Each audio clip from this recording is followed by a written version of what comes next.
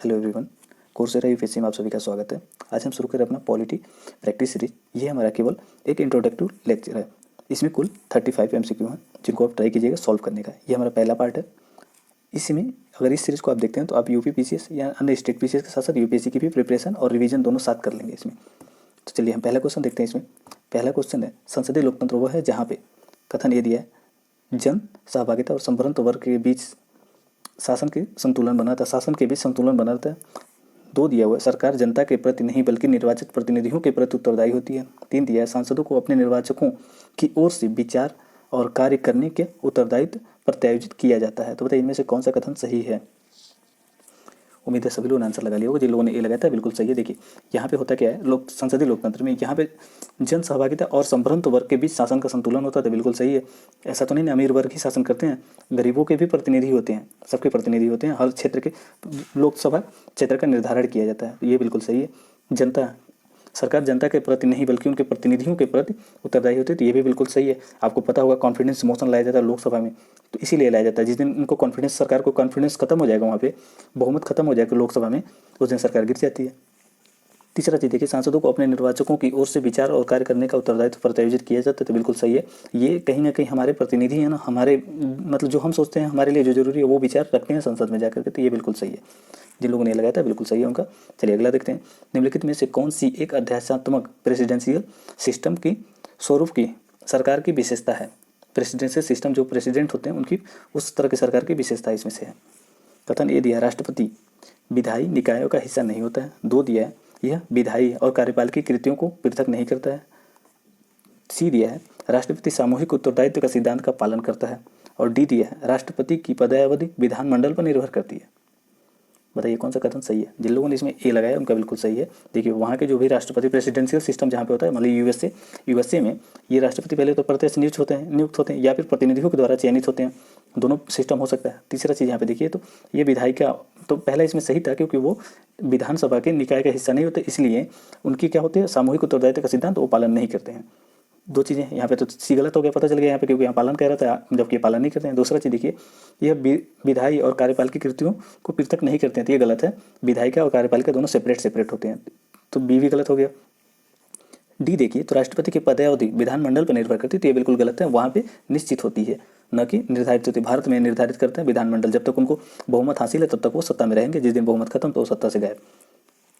यहाँ पे दिया हुआ है भारतीय संघवाद की, यहाँ पे परिसंघवाद की निम्नलिखित विशेषताएं हैं। आपसे यूपीएससी में पूछ लेता है कि परिसंघवाद की विशेषताएं कौन कौन सी, संघवाद की विशेषताएं कौन सी, एकात्मकता की विशेषताएं कौन कौन सी है, तो ऐसे पूछ लेता है। अभी हम आगे उसको भी एक्सप्लेन करेंगे। पहले आप परिसंघवाद की विशेषताएं देख लीजिए। यहाँ दोहरी शासन पद्धति होती है। केंद्र सरकार और राज्य सरकार, केंद्र व राज्य सरकारों के बीच शक्तियों का विभाजन होता है। तो ये तो सभी लोगों को पता होगा। देखिए परिसंघ में अगला देखते हैं, तो संविधान की सर्वोच्चता होती है। संविधान के उपयुक्त निर्वाचन और उसके संरक्षण के लिए स्वतंत्र और निष्पक्ष न्यायपालिका की स्थापना होती है। तो ये बिल्कुल सही है। एक लिखित संविधान होता है। राजस्व के स्रोतों का विभाजन सरकार के हर स्तर पर स्पष्ट रूप से किया जाता है। एकल नागरिकता होती है। राज्यों को अलग होने का अधिकार नहीं होता है परिसंघ में। तो हमारा प्रसंग ही है ना भारत, राज्यों को, राज्य केंद्र सरकार के अधीन नहीं अपितु अलग इकाई हैं, मतलब स्वतंत्र नहीं होते हैं, स्वायत्त होते हैं। आप यहाँ पे ध्यान रखिएगा, स्वायत्त और स्वतंत्र में, स्वतंत्र क्या होता है तो वो अलग हो सकते हैं, लेकिन स्वायत्त में क्या होता है कि वहाँ पे अपने निर्णय ले सकते हैं लेकिन अलग नहीं हो सकते हैं। उम्मीद आपको समझ में आया होगा। चलिए अगला क्वेश्चन देखते हैं। अध्यात्मक प्रेसिडेंशियल सिस्टम में जो अध्यात्मक शासन प्रणाली के बारे में निम्नलिखित कथनों पर विचार कीजिए। यहाँ पर प्रेसिडेंशियल सिस्टम के बारे में बताना है। कथन ए कह रहा है कि शासनाध्यक्ष राज्य अध्यक्ष भी होता है। 2 दिया है, कार्यपालिका विधायिका कार्यों को वीटो कर सकती है। तो बताइए इनमें से कौन सा कथन सही है। उम्मीद है सभी लोगों ने आंसर लगा लिया होगा। जिन लोगों ने इसमें लगा है सी उनका बिल्कुल सही है। शासनाध्यक्ष राज्य अध्यक्ष भी होता है, तो ये बिल्कुल सही है। क्योंकि हमारे वहाँ देखिए भारत में होता है कि जो भी राष्ट्रपति और शासनाध्यक्ष, मतलब शासन कौन चलाते हैं और राज्य का अध्यक्ष कौन होता है। तो राज्य का अध्यक्ष कौन होता है और शासन का अध्यक्ष। तो शासन तो हमारे वहाँ पीएम चलाते हैं ना, लेकिन राज्य का अध्यक्ष कौन होता है, प्रेसिडेंट कहीं ना कहीं होते हैं। लेकिन वहाँ पे यूएसए में क्या होता है, दोनों एक ही होते हैं। उम्मीद आपको समझ में आएगा। और यहाँ पे देखिए, तो कार्यपालिका विधायी कार्यों के बीच वीटो कर सकती है। तो ये बिल्कुल सही है। हमारे वहाँ होता है क्या है कि वीटो का प्रोविजन हमारे वहाँ भी है, वहाँ पे भी है, यूएसए में भी। तो ये चीज़ आपको समझ में आ रहा हो कि दोनों कार्यों में हमेशा टकराव देखने के लिए मिलता है यूएसए में। चलिए अगला क्वेश्चन देखते हैं। संकीर्ण राजनीतिक संस्कृति सामान्यतः कहाँ देखी जाती है। ए दिया है विकासशील समाज में, बी दिया है बहुदलीय पद्धति वाले समाज में, सी दिया है विकासशील समाज में, और डी दिया है राजतंत्रीय समाज में। तो बताइए अब संकीर्ण राजनीतिक संस्कृति कहाँ पर देखी जाती है? उम्मीद है सभी लोगों ने आंसर लगा लिया होगा। और जिन लोगों ने यहाँ पे लगाया है, पहले यहाँ समझिए संकीर्ण राजनीति का मतलब क्या होता है। देखिए जो भी वोटर होता है, वोटर को अपने राजनेता के बारे में बहुत सीमित जानकारी होती है, उसको मतलब सरकार शासन के बारे में उनको सीमित जानकारी, बिल्कुल जानकारी नहीं होती है, वो जाते हैं बस वोट देते हैं। तो ऐसी समस्या कहाँ देखने के लिए मिलती है? ऐसी समस्या विकासशील देशों में ही देखने के लिए मिलेगी ना। तो ये समस्या कहाँ है? भारत जैसे देशों में, विकासशील भारत, अफ्रीका, ऐसे देशों में जहाँ पे वोटर को ये भी नहीं पता होता है कि उसका मतलब किसको वोट देने वाला हो, तो फैमिली निर्धारित करती है कि वोट किसको देना। तो वहाँ पे संकीर्ण राजनीतिक संस्कृति पाई जाती है। कुछ अन्य चीज़ें देखिए, तो संकीर्ण राजनीति होती है। प्रतिभागी राजनीति क्या होती है, संस्कृति क्या होती है? ये विकासशील देशों में प्रतिभागी राजनीति संस्कृति पाई जाती है। प्रतिभागी मतलब होता है कि कई सारे लोग रहेंगे, एक आदमी नहीं वोट चुनाव लड़ेगा। तो ये खास करके विकसित देशों में पाई जाती है। और सभी को अपने जो वोटर होंगे उनको पता होता है कि कौन किसको वोट दें, कौन किसका चरित्र कैसा है, कौन अच्छा राजनेता हो सकता है, ये सारी जानकारी उनको होती है प्रतिभागी राजनीति में। लेकिन विषयक राजनीति में अगर देखेंगे तो ये कहीं ना कहीं राजतंत्र के संबंध में, मतलब कुछ विषय में जनता को अधिकार होता है, को निर्णय ले सकते हैं, कर सकते हैं, या फिर उनके जो प्रतिनिधि होते हैं वो निर्णय ले सकते हैं। जैसे कि औपनिवेशिक काल में भारत की स्थिति थी। तो ये कहाँ पे विषयक राजनीतिक संस्कृति वहाँ उसको कहते हैं, जहाँ पे कुछ चीज़ों में छूट मिलती है। लेकिन वहीं राजनीतिक उप संस्कृति के बारे में बात किया जाए तो ये एक ऐसी व्यवस्था है जो बदलती ज़रूरतों के अनुसार आगे बढ़ने में असमर्थ होती है। जैसे कि आप यूँ कहिए तो राजनीतिक उप संस्कृति का मतलब ये जो कि तो तुरंत बदलाव कोई चीज़ करना तो नहीं होता है यहाँ पे। ये ऐसी स्थिति कहाँ पे देखने को मिलती है? उत्तर कोरिया में। चलिए अगला क्वेश्चन देखते हैं। संवैधानिक शासन के बारे में निम्नलिखित कथनों पर विचार कीजिए। कथन एक कह रहा है यह सीमित शासन का एक रूप है। दो कह रहा है कि ऐसा शासन जहाँ संविधान लोक प्राधिकार का आधार है। तीन कह रहा है ऐसा शासन जहाँ सम्राट राज्य का औपचारिक अध्यक्ष है। चार कह रहा है ऐसा शासन जहाँ सार्वभौम वैश्य मताधिकार है। तो बताइए इनमें से कौन सा संवैधानिक शासन के बारे में सही है? उम्मीद है सभी लोगों ने आंसर लगा लिया होगा। और इसमें जिन लोगों ने लगाया है अपना ए, उनका बिल्कुल सही है। देखिए यहाँ पे देखिए तो सीमित शासन का एक रूप तो बिल्कुल सही है। ऐसा नहीं कि यूनिवर्सल पावर इन्हीं को दे दिया जाएगा, जो निर्णय मर्जी बोले लें। तो संवैधानिक शासन में क्या होता है, उनकी शक्तियाँ सीमित होती हैं। दूसरा कथन जो यहाँ पे दिया हुआ है, ऐसा शासन जहाँ पे संविधान लोक प्राधिकार का आधार होता है, मतलब जो भी पब्लिक अथॉरिटी होंगे उनकी शक्तियाँ क्या होंगी, क्या क्या निर्णय ले सकते हैं। ऐसा तो नहीं है कि तुरंत किसी को फांसी चढ़ा दे, न्यायपालिका होगी फिर आगे प्रक्रिया में, तो सबकी प्रक्रियाएं निश्चित होती हैं। तो ये बिल्कुल सही है दूसरा। अगर तीसरा कथन देखें तो ऐसा शासन जहाँ सम्राट राज्य का औपचारिक अध्यक्ष होता है, तो ये बिल्कुल गलत है, अनौपचारिक होता है। सम्राट जैसे कि यूके में लेंगे तो यूके क्या है, संसदीय व्यवस्था वहाँ पे है, लेकिन औपचारिक नहीं, अनौपचारिक है। यहाँ पे औपचारिक दिया हुआ है, लीगल मतलब भारत में है, लेकिन अनौपचारिक कहाँ पे है, वो यूएसए में। उनकी कोई खास शक्तियाँ नहीं है, बस एक सिंबॉलिक रूप में रखा गया उनको। तीसरा चीज़ देखिए तो सार्वभौमिक वयस्क मताधिकार होना इसके संसदीय व्यवस्था की विशेषता नहीं है।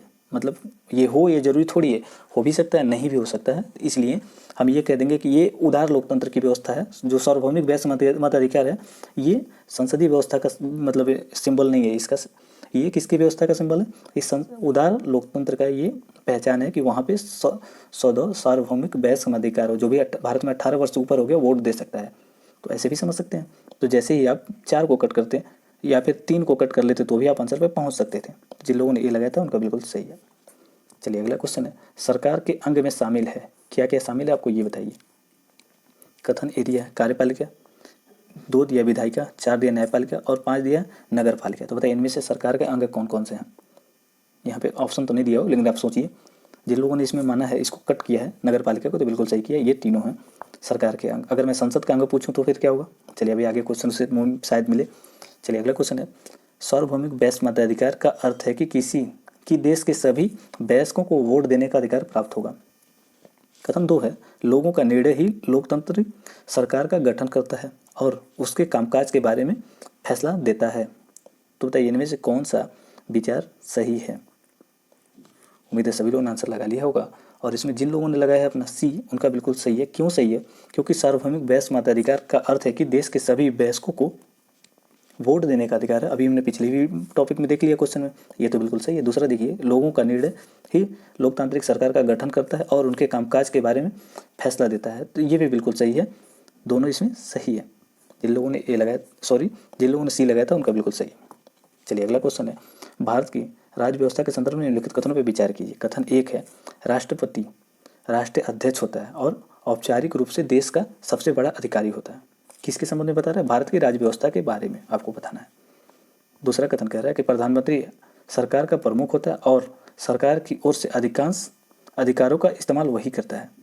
तीसरा कथन कह रहा है कि मंत्रिपरिषद की नियुक्ति राष्ट्रपति स्वेच्छा से की जा सकती है, की जाती है, मतलब राष्ट्रपति स्वेच्छा से मंत्रिपरिषद की नियुक्त कर सकता है। तीसरा कथन ये कह रहा है। चौथा कथन कह रहा है संसद केवल लोकसभा राज्यसभा से मिलकर बनती है। तो बताइए इनमें से कौन सा कथन सही है? मतलब यहाँ पे असत्य पूछा, सॉरी, बताइए इनमें से कौन सा कथन असत्य है? उम्मीद है सभी लोगों ने इसमें आंसर लगा लिया होगा, और जिन लोगों ने इसमें सी लगाया उनका बिल्कुल सही है। देखिए यहाँ पे मंत्रिपरिषद की नियुक्ति राष्ट्रपति हमेशा किसी प्रधानमंत्री से सलाह लेके करते हैं, ये तो आपको समझ में आ गया होगा। दूसरा चीज़ यहाँ पे देखिए, तो संसद केवल लोकसभा और राज्यसभा से मिलकर बनती है, तो ये गलत है। राष्ट्रपति कहाँ छट जाएंगे, राष्ट्रपति भी तो हैं। तो जैसे आपने कर लिया, आपका आंसर निकल गया। यहाँ पे अगर पहला कथन देखें तो राष्ट्रपति राष्ट्र अध्यक्ष होता है और औपचारिक रूप से सबसे बड़ा अधिकारी होता है, क्योंकि जो भी काम सरकार करती है वो सब राष्ट्रपति के नाम पे होता है। दूसरा चीज़ देखिए तो प्रधानमंत्री सरकार का प्रमुख होता है, तो ये तो आपको पता ही होगा, जो भी जिसका भी लोकसभा में बहुमत होता है उसका नेता जो होता है वही राष्ट्र प्रधानमंत्री कहलाता है। और सरकार का सबसे जो अधिकांश काम जो भी अधिकार होते हैं उनका इस्तेमाल कौन करता है? तो प्रधानमंत्री ही करता है। 1 और 2 सही था, तीसरा चौथा इसमें गलत था, और आपको पता भी चल गया क्यों गलत था। चलिए अगला क्वेश्चन देखते हैं। निम्नलिखित में से कौन से लोकतंत्र में सत्ता के क्षैतिज बंटवारे को निरूपित करता है? क्षैतिज ऐसे होगा, ऊर्ध्वाधर ऐसे होगा, आप समझ के बताइए। एक कह रहा है, कथन एक कह रहा है कार्यपालिका, विधायिका और न्यायपालिका। कथन 2 कह रहा है केंद्र सरकार, राज्य सरकार और स्थानीय सरकार। तो बताइए इनमें से कौन सा क्षैतिज बंटवारे को निरूपित करता है? उम्मीद है सभी लोगों ने आंसर लगा लिया होगा। जिन लोगों ने इसमें ए लगाया बिल्कुल सही किया है। क्षैतिज बंटवारे का मतलब समझिए, सबकी शक्तियाँ, किसी की शक्ति कम नहीं होगी, एक दूसरे को सब सीमित करेंगे। ये ऐसा नहीं है कि ये उठ के आगे निर्णय ले ले तो फिर ये इसको रोक देगा, और ये निर्णय लेगा तो ये इसको रोक देगा। तो ये चीज़ समझ में आ गया।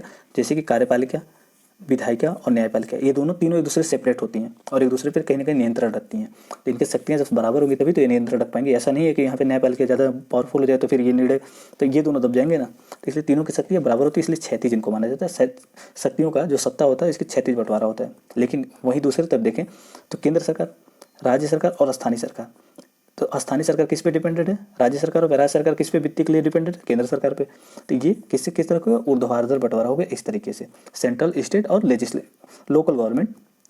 तो उम्मीद आपको समझ में आएगा। इसको अगर पूछे कि ऊर्ध्वाधर बंटवारे के मतलब सही तरीके से कौन निरूपित करता है, तो आप ऐसे बता लीजिएगा। चलिए अगला क्वेश्चन है, दो या अधिक स्तरों वाली सरकार, मतलब किसके बारे में कथन कह रहा है? निम्नलिखित में से कौन सी संघीय व्यवस्था की महत्वपूर्ण विशेषता है? संघीय व्यवस्था की विशेषता आपको बताना है। कथन 1 दिया है 2 या अधिक स्तरों वाली सरकार। 2 दिया है कानून बनाने, कर वसूलने और प्रशासन का अलग अलग अधिकार क्षेत्र। 3 दिया हुआ है संविधान द्वारा सरकार के हर स्तर पर अस्तित्व और प्राधिकार की गारंटी और सुरक्षा। 4 दिया है राज्य की सरकार केंद्रीय सरकार के प्रति जवाबदेह है। तो बताइए इनमें से कौन सा सही है संघीय व्यवस्था के बारे में? उम्मीद है सभी लोगों ने इसमें आंसर लगा लिया होगा, और जिन लोगों ने यहाँ पे लगाया है अपना सी, उनका बिल्कुल सही है। ये संघीय व्यवस्था की सारी चीज़ें थी। लेकिन दूसरा चीज़ यहाँ पे जो दिया हुआ है कि राज्य की सरकार केंद्र सरकार के प्रति जवाबदेह होती है, तो ये संघवाद की विशेषता नहीं है, संघीय व्यवस्था की विशेषता नहीं है, ये एकात्मक व्यवस्था की विशेषता है। कि एकात्मक मतलब केंद्र में सबसे पावरफुल कौन है? केंद्र सरकार, और उसके नीचे सब लोग उस पर डिपेंडेड हैं, तो एकात्मक हो गई ना। तो ये कहीं ना कहीं चौथा जो कथन है एकात्मक व्यवस्था का की विशेषता है, न कि संघीय विशेषता। तो उम्मीद आपको समझ में आएगा। जिन लोगों ने 4 को कट कर लिया था उनको आसानी से आंसर पर जा सकते थे, सी उनका आसानी से आंसर निकल सकता था। चलिए अगला क्वेश्चन है। क्वेश्चन है उदारवाद के संबंध में निम्नलिखित कथनों पर विचार कीजिए। कथन 1 कह रहा है उदारवादी व्यक्ति स्वतंत्रता को समानता जैसे अन्य मूल्यों से वरीयता देता है। कथन 2 कह रहा है कि उदारवादी कल्याणकारी राज्य की भूमिका को स्वीकार करते हैं। 3 कह रहा है उदारवाद के अनुसार सामाजिक आर्थिक असमानताओं को कम करने वाले उपायों की जरूरत है। तो बताइए इनमें से कौन सा कथन सही है? किसके संबंध में? तो उदारवाद के संबंध में। उम्मीद है सभी लोगों ने आंसर लगा लिया होगा। जिन लोगों ने डी लगाया बिल्कुल सही किया। देखिए उदारवाद क्या कहता है? उदारवाद कहता है कि व्यक्ति को स्वतंत्रता उसको दी जाए, व्यक्ति की काबिलियत के अनुसार समाज में असमानता हो सकती है, ये असमानता को स्वीकार करता है। ऐसा नहीं कि स्वीकार नहीं करता है, कहता है ये कि जब व्यक्ति को जितना ज़्यादा उसकी स्वायत्ता मिलेगी वो एफर्ट लगाएगा और आगे बढ़ेगा। तो सामाजिक और आर्थिक असमानताओं को कम करने के लिए, लेकिन वर्तमान में ये भी मानने लगा कि कम करने के लिए किसकी जरूरत है? उदारवाद की। तो उदारवाद ये मानता है कि सरकार रहेगी तो इन समानताओं को कम करने के लिए प्रयास करेगी, जो कि कल्याणकारी राज्य की भूमिका को स्वीकार करता है। मतलब कल्याणकारी राज्य होगी तो वो समाज की असमानताओं को कम करेगी, क्योंकि सभी नहीं जरूरी है उसको सारी सुविधाएं मिलेगी तभी तो वो आगे बढ़ पाएगा। स्वतंत्रता भी आवश्यक है, लेकिन जरूरी है उसको पुश करने के लिए थोड़ा सा प्रशासन हो, सरकार उसको सपोर्ट करे, जैसे कि आरक्षण सिस्टम हो गया, कोटा सिस्टम हो गया, ऐसे द्वारा किया जाए। तो ये उदारवाद इस समय स्वीकार करने लगा है।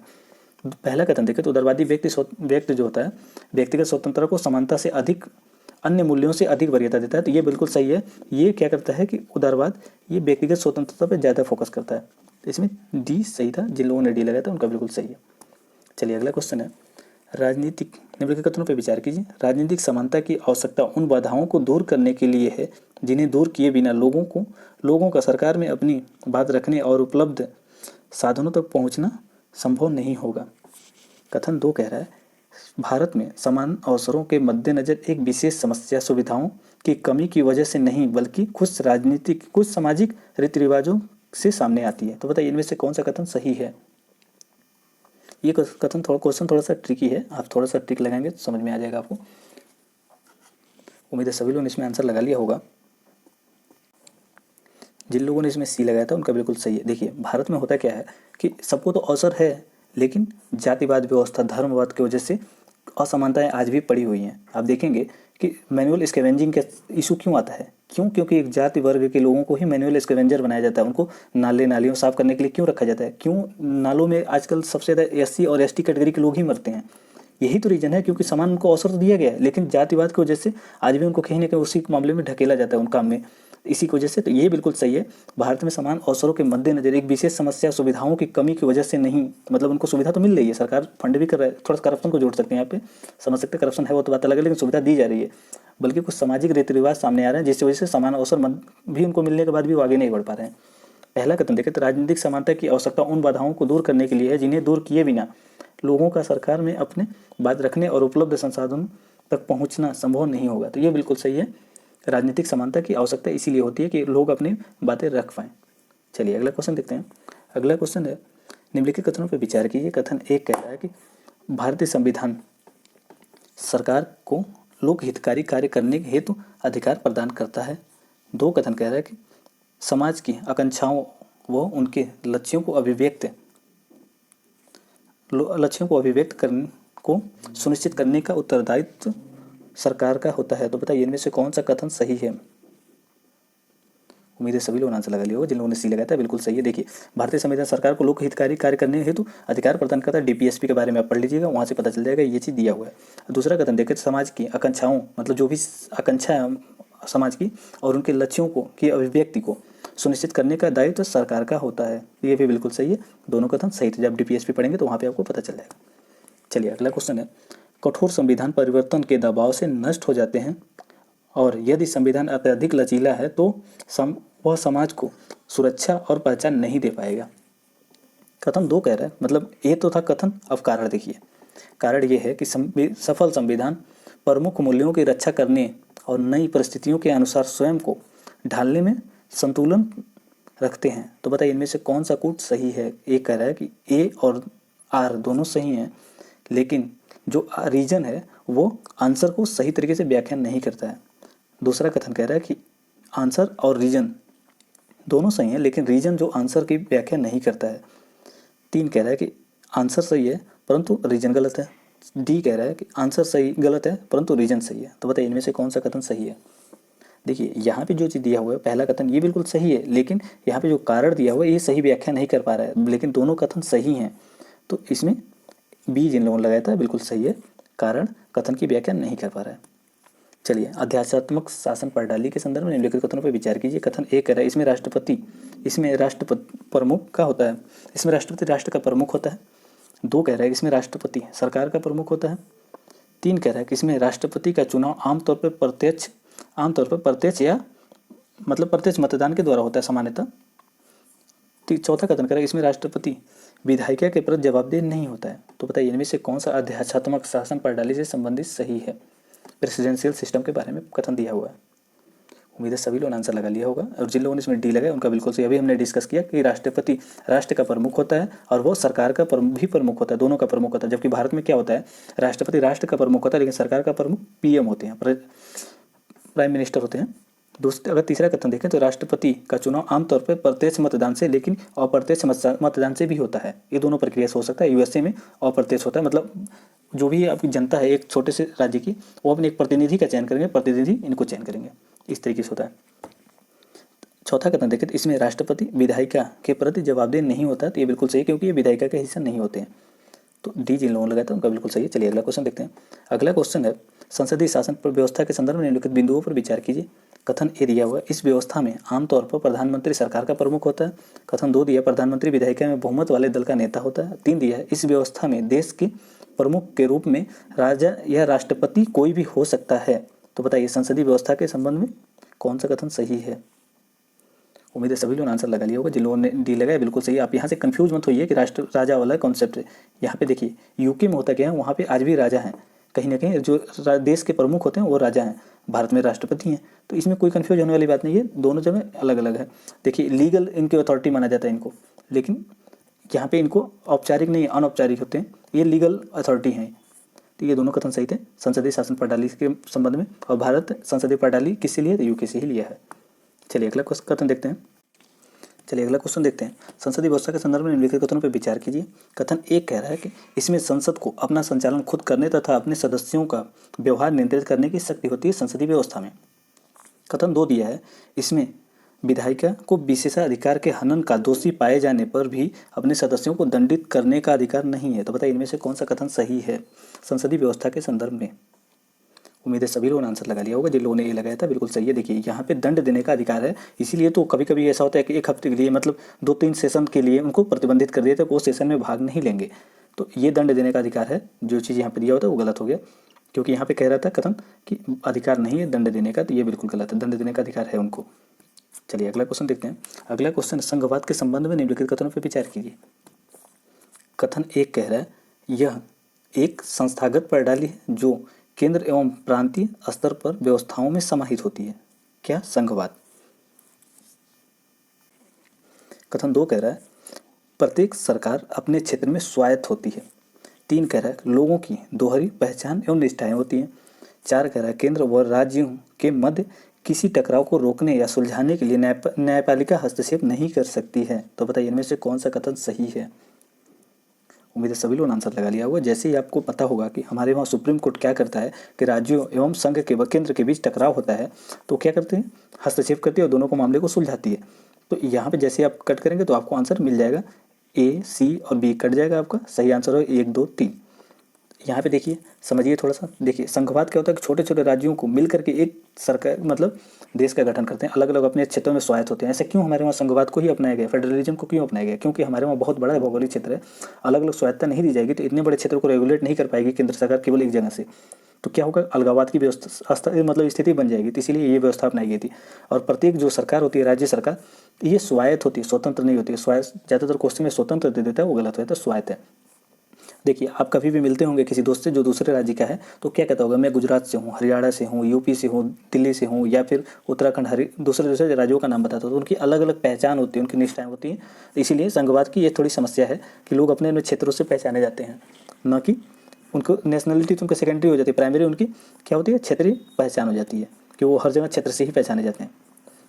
तो ये थोड़े से इशू हैं, फिलहाल इंटरनल सिक्योरिटी के मामले हैं। चलिए अगला क्वेश्चन देखते हैं। निम्नलिखित में से मतलब भारत में सशक्त केंद्रीय सरकार के निर्माण की सहायक कारक हैं। कौन कौन से ऐसे कारक हैं जो भारत में केंद्र सरकार की को और ज़्यादा शक्तिशाली प्रदान बनाते हैं। कथन 1 कह रहा है किसी राज्य के अस्तित्व या उसकी भौगोलिक सीमाओं का के अस्थायित्व पर संसद का नियंत्रण। कथन 2 कह रहा है कि आपातकालीन प्रावधान। 3 कह रहा है कि राज्यों में राज्यपाल की नियुक्ति। और 4 कह रहा है इकहरी प्रशासनिक व्यवस्था। तो बताइए इनमें से कौन सा कथन सही है। उम्मीद है सभी लोगों ने आंसर लगा लिया और जिन लोगों ने डी लगाया उनका बिल्कुल सही है। देखिए होता क्या है कि जब भी हम अपने संविधान के अनुच्छेद 3 में ये प्रावधान किया गया है कि केंद्र सरकार जो होगी किसी भी राज्य की भौगोलिक सीमा या फिर उसके जो अन्य क्षेत्र हो गए, नाम वगैरह, ये सारी चीज़ें परिवर्तित कर सकती है। तो ये राज्यों के ऊपर मतलब एक तरह का थोपा जाता है ये चीज़ें। अगर दूसरा कथन देखें तो आपातकालीन प्रावधान, जब भी संवैधानिक मशीनरी का मतलब उल्लंघन होता है या फिर आपातकाल घोषित होता है तो राज्य सरकारों को बर्खास्त कर दिया जाता है। तो कहीं ना कहीं केंद्र सरकार और सशक्त हो गई ऐसे में। और चौथा देखें तो राज्यपाल की नियुक्ति तो केंद्र सरकार ही करती है, जो कि राज्यों और केंद्र के बीच के एक मतलब पिलर के रूप में काम करता है, दोनों को जोड़ने का। तो ये भी बिल्कुल सही है। और एक चीज़ आप याद रखिएगा कि जब भी कोई राज्य सरकार बिल लाती है, कोई बिल, तो क्या करते हैं राज्यपाल उसको प्रेसिडेंट के लिए उनके लिए आरक्षित कर देते हैं कि राष्ट्रपति इस पर सुनवाई करेंगे। तो ये भी मामला है। तो ऐसे में होता है कि उनकी स्वायत्ता कम हो जाती है राज्यों की। और चौथा देखें तो इकहरी प्रशासनिक प्रणाली, तो ये भी बिल्कुल सही है। ऑल इंडिया सर्विसेज के द्वारा इनको कहीं ना कहीं थोपा जाता है, केंद्र सरकार के अधिकारी राज्यों पे थोपे जाते हैं, उनसे वेतन लेते हैं। तो ये बिल्कुल सही था, सभी इसमें सही थे। चलिए अगला क्वेश्चन देखते हैं। निम्नलिखित में से कौन सी एक भारतीय संघ राज्य पद्धति की विशेषता नहीं है, आपको ये बताना है। भारतीय संघ राज्य की पद्धति की विशेषता इनमें से कौन सी नहीं है। कथन ए दिया है भारत में स्वतंत्र न्यायपालिका, बी दिया है केंद्र और राज्यों के बीच शक्तियों का स्पष्ट विभाजन, सी दिया है संबद्ध होने वाली इकाइयों में को राज्यसभा में असमान प्रतिनिधित्व, और डी दिया है यह संबद्ध होने वाली इकाइयों के बीच सहमत का परिणाम है। तो बताइए इनमें से कौन सा कथन सही नहीं है, किसके, भारतीय संघ राज्य पद्धति के संबंध में, इंडियन फेडरलिज्म के संबंध में कौन सा सही नहीं है इनमें से।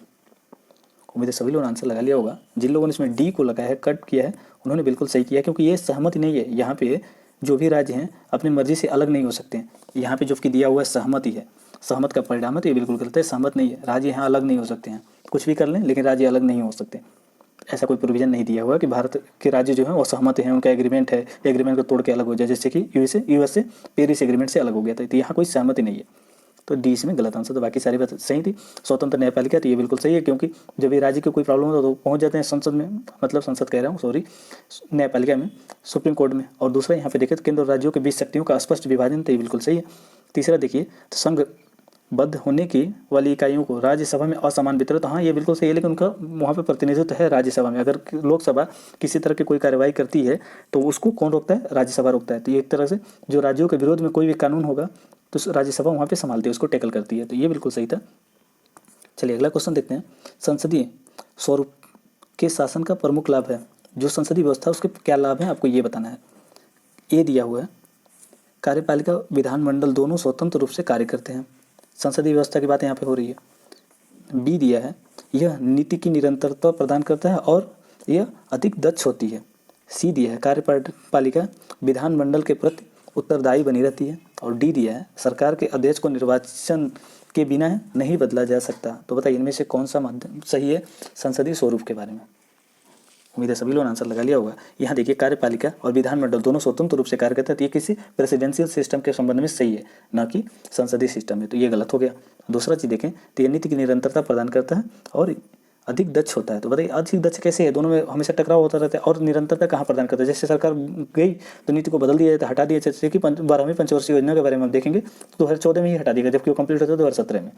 ये तो हट गया ना, निरंतरता कैसे हो सकती है। और दूसरा चीज़ यहाँ पे देखिए तो कार्यपालिका विधानमंडल के प्रति उत्तरदायी बनी रहती है, तो ये बिल्कुल सही है। जब तक उनका बहुमत होगा लोकसभा में तब तक सरकार बनी रहती है। तो यहाँ पे जिन लोगों ने सी लगाया था उनका बिल्कुल सही है। चलिए अगला क्वेश्चन देखते हैं। अगला क्वेश्चन है कि राज्य व्यवस्था के संदर्भ में निम्नलिखित कथनों में से किस एक को आप स्वतंत्रता की सर्वाधिक उपयुक्त व्याख्या के रूप में स्वीकार करेंगे। तो यहाँ पे बताइए कौन सा सही है स्वतंत्रता की उपयुक्त व्याख्या के लिए। ये यूपीएससी एक बार पूछ चुकी है, प्रीवियस ईयर का क्वेश्चन है। राजनीतिक शासकों की तानाशाही के विरुद्ध संरक्षण, बी दिया है नियंत्रण का अभाव, सी दिया है इच्छा अनुसार कुछ भी करने का अवसर, और डी दिया है स्वयं को पूर्णतः विकसित करने का अवसर। तो बताइए इनमें से कौन सा कथन सही है। उम्मीद है सभी लोगों ने आंसर लगा लिया होगा। देखिए पहला देखिए तो ये थोड़ा सा सही लग रहा है कि तानाशाही के विरुद्ध संरक्षण, तो हमने जैसे सरकार को इसी तरह का कोई कार्रवाई करते हैं हम संसद में पहुंच जाते हैं, सॉरी बार बार संसद निकल रहा है, सुप्रीम कोर्ट में पहुंच जाते हैं। जैसे कि हमारे मौलिक अधिकारों का उल्लंघन होता है हम तुरंत सुप्रीम कोर्ट पहुंच जाते हैं। तो ये थोड़ा सा सही है, लेकिन सबसे परफेक्ट आंसर हमें चूज करना है। अगर देखें तो नियंत्रण का अभाव, तो नियंत्रण का अभाव तो बिल्कुल नहीं होगा, हम कुछ भी कर सकते हैं, इसको हम अभी होल्ड करते हैं। चौथा देखें, तीसरा देखें तो इच्छा अनुसार कुछ भी करें, मतलब किसी का मर्डर भी करने का, तो ये बिल्कुल गलत है, ये नहीं हो सकता। और डी देखें तो स्वयं को पूर्णतः विकसित करने का अवसर, तो ये बिल्कुल सही था। कुछ भी मतलब आपके ऊपर जब प्रतिबंध नहीं रहेंगे, किसी तरह का डर नहीं रहेगा, तो आप स्वतंत्र रूप से कुछ भी निर्णय ले सकते हैं, आप अपने हिसाब से कर सकते हैं, अपने लिए, अपने पूर्णतः विकास के लिए, स्वयं के विकास के लिए। ऐसा ना हो कि दूसरे को मार के अपना विकास करिए, उसका धन लूट के, तो ऐसा नहीं है। कि स्वतंत्रता का मतलब ये होता है कि आप स्वतंत्र रूप से कोई भी निर्णय ले पाएँ, तो इसका मतलब ये होता है यहाँ पे। तो डी जिन लोगों ने लगाया था उनका बिल्कुल सही है। चलिए अगला क्वेश्चन देखते हैं।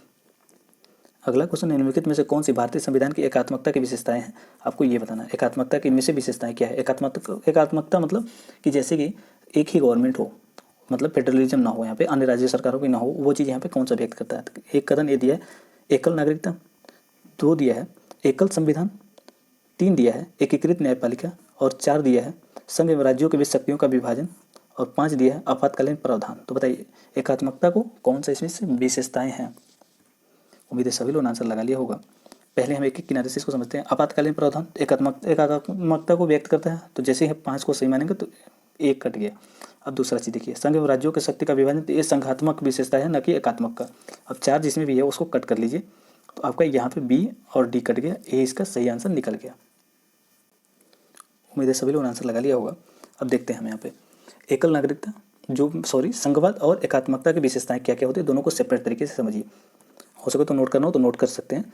देखिए, जो संघीय विशेषताएं होती हैं वो क्या होती हैं, द्वैध राज्य पद्धति, मतलब द्वैध राज्य पद्धति मतलब राज्य भी होगा, स्टेट भी होगा और सेंट्रल भी होगा, 2 व्यवस्थाएं होती हैं। दूसरा यहाँ पे लिखित संविधान किसकी विशेषता है, संघीय विशेषता है। जब लिखित संविधान होगा तो दोनों की शक्तियाँ विभाजित होंगी, तो रिटेन कॉन्स्टिट्यूशन की प्रोविजन किसकी, संघीय विशेषता है। और देखिए शक्ति का विभाजन, तो जब रिटेन कॉन्स्टिट्यूशन है तो इसमें शक्तियों का विभाजन भी है, तो ये संघीय विशेषता हो गई। और संविधान की सर्वोच्चता, ऐसा नहीं है कि राज्य सरकार मतलब केंद्र सरकार सर्वोच्च होगी, संविधान यहाँ सर्वोच्च होगा, संविधान की सर्वोच्चता होगी, एक इसकी विशेषता संघीय विशेषता है।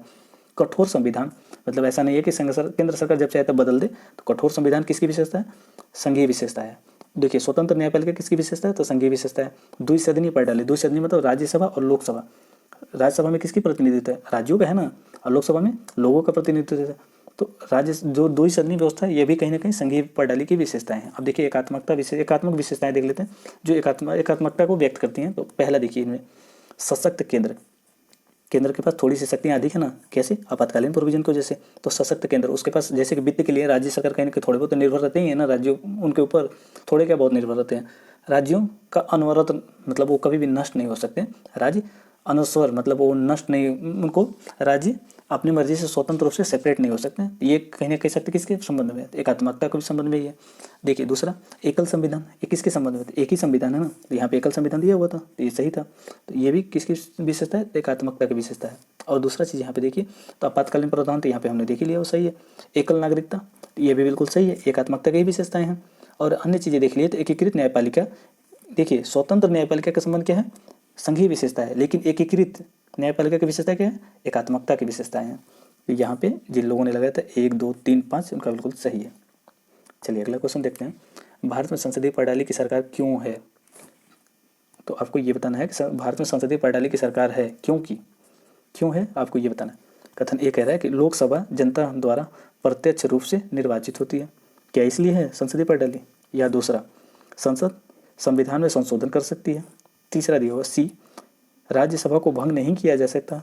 या फिर डी, मंत्रिपरिषद लोकसभा के प्रति उत्तरदायी होती है, इसलिए भारत में संसदीय प्रणाली है। तो बताइए इनमें से कौन सा सही है। जिन लोगों ने डी लगाया था बिल्कुल सही है। संसदीय प्रणाली क्यों है, क्योंकि लोकसभा के प्रति जो मंत्रिपरिषद है वो सामूहिक रूप से उत्तरदायी होती है। चलिए अगला क्वेश्चन देखते हैं, सरकार की संसदीय प्रणाली के संदर्भ में निम्नलिखित कथनों पर विचार कीजिए। कथन ए दिया हुआ है, यह एक स्थिर सरकार प्रदान करती है संसदीय प्रणाली। कथन 2 दिया है, मंत्री विधायिका तथा कार्यपालिका दोनों के सदस्य होते हैं। 3 दिया है, इसमें सरकार की नीतियों को निरंतरता को बनाए रखा जाता है। तो बताइए इनमें से कौन सा कथन सही नहीं है, आपको सही नहीं है वो बताना है। उम्मीद है सभी लोगों ने आंसर लगा लिया होगा।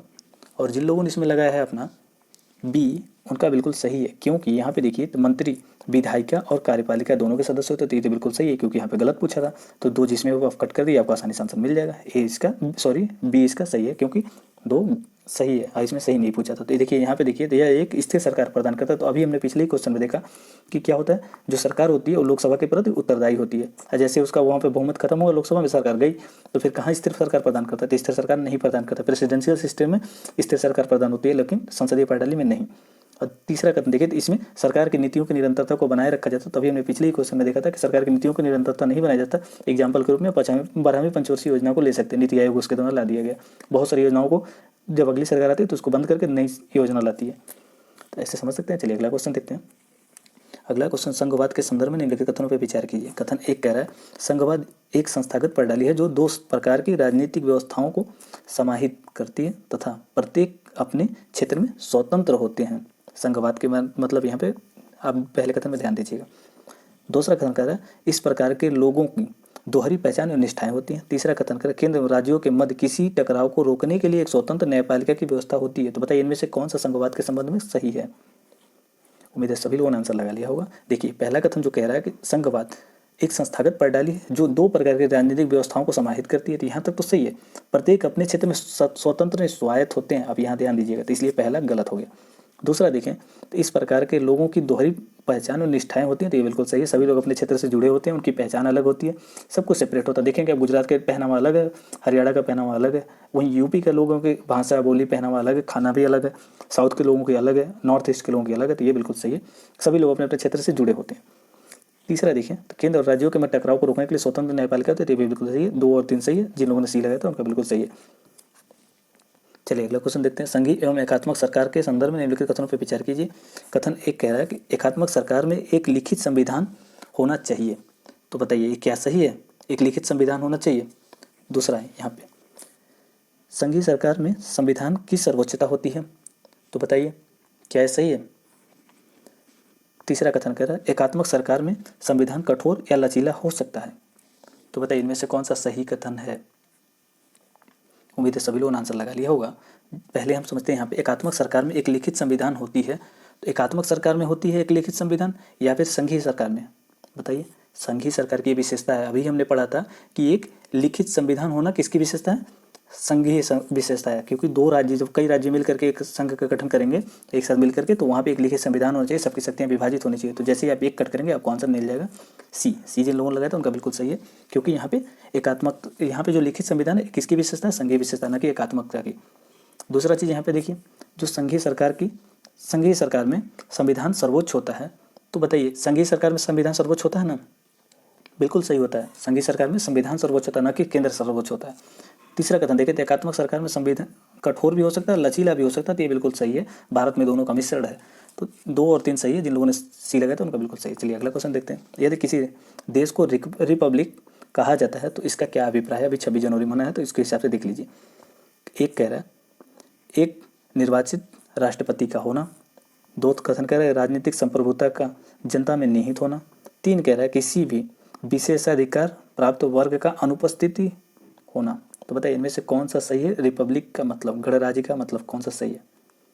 जिन लोगों ने डी लगाया था बिल्कुल सही है। देखिए यहाँ पे जो भी राष्ट्र का प्रमुख होता है वो निर्वाचित होता है, ऐसा तो नहीं है राजा है तो राष्ट्रपति हमारे निर्वाचित होते हैं, बिल्कुल सही है।